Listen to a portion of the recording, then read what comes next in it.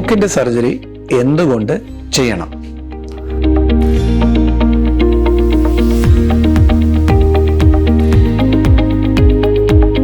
Welcome to New face.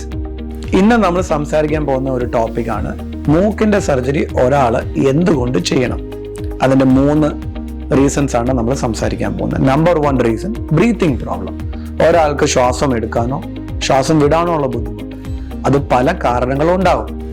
പാലത്തിന്റെ വളവുകൾ കാണും, മൂക്കിന്റെ ടിപ്പ് താഴ്ന്നു കാണും. എന്താ കാരണങ്ങളായാലും ശ്വാസം എടുക്കാൻ ബുദ്ധിമുട്ടാണെങ്കിൽ നോസിന്റെ സർജറി ചെയ്തേ പറ്റത്തുള്ളൂ.